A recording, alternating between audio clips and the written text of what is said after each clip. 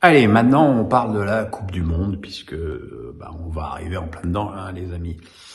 Jouanet me demande: salut, que penses-tu du milieu de terrain de l'équipe de France? Est-ce le plus faible de son histoire? Peut-on croire qu'il sera à la hauteur de l'événement? Non. Oui, c'est le plus faible de l'histoire. Oui, il y a des doutes sur qu'il soit là, sur le fait qu'il soit à la hauteur de l'événement, mais qui prendre d'autres? Voilà. Je veux bien. J'entends parler de Ndombele, oui mon chéri, oui mon bébé, oui. J'entends parler de Fekir, de Ndombele, mais bon, faut bien se rendre compte que ce sont évidemment pas pour eux, mais sinon ce sont des détails dans une liste, dans l'histoire d'une Coupe du Monde. C'est pas Ndombele ou Fekir qui vont changer le visage de l'équipe de France.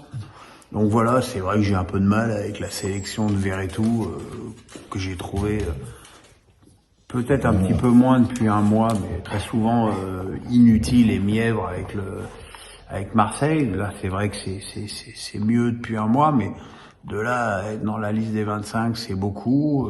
Voilà. C'est sûr que Tchouaméni, Fofana, Guendouzi, c'est des joueurs qui ont des qualités, mais c'est des joueurs qui ont aussi des failles. Voilà, je pense que, et même si ça peut faire hérisser le poil de certains, que Rabiot va avoir d'énormes responsabilités dans cette équipe de France. S'il les assume, il y aura peut-être des bonnes surprises. De toute façon, vu le vent de pessimisme autour de cette équipe de France, globalement, on peut avoir des bonnes surprises. Christian, que penses-tu des 3 gardiens? Pour Hugo, nous comprenons. Je suis curieux de savoir quels sont les autres gardiens que toi, tu aurais pris dans la liste. Bonne journée. Moi, j'aurais pris Lafont à la place d'Areola, parce qu'il y en a un qui joue, l'autre qui joue pas. C'est pas la logique de Deschamps. Mandanda, je trouve que il fait une très bonne saison avec Rennes, qui montre qu'il est toujours au niveau.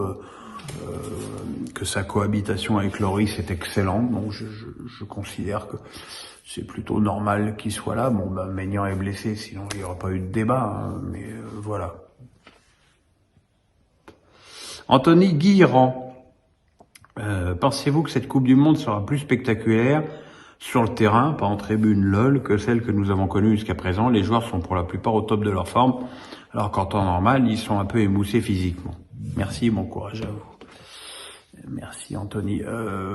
Oui, ça fait longtemps que je le dis. C'est vrai que c'est pour moi un des attraits de cette Coupe du Monde en hiver, c'est que les joueurs vont arriver dans un état de fraîcheur évidemment beaucoup plus avancé que en fin de saison, même si les joueurs des grands clubs ont déjà disputé 20 à 22 matchs depuis le début de l'année.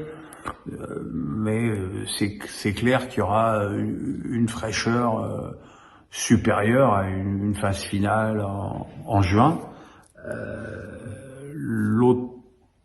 Le souci inverse, c'est que ça a évidemment coûté pas mal en blessures de dernière minute, et là j'ai encore une grande pensée pour Amin Harit.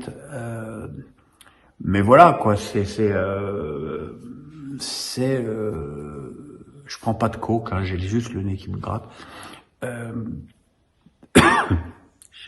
C'est un des attraits de cette Coupe du Monde.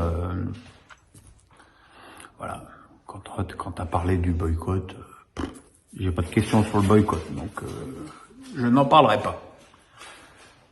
Et Alexandre Nadalojo me dit: parmi la liste de tous les favoris pour la Coupe du Monde, le Brésil et le Portugal sont-ils les plus complètes à tous les postes? Plus le Brésil que le Portugal, j'ai envie de dire aussi l'Argentine. Voilà, c'est vrai que cette équipe du Brésil, elle est très impressionnante, et surtout elle dégage une joie de jouer que je ne vois pas ailleurs. Donc voilà, on va espérer que ça se traduise sur le terrain. C'est sûr que c'est vrai qu'une Coupe du Monde avec un grand Brésil, c'est toujours plus sympa à regarder. Voilà.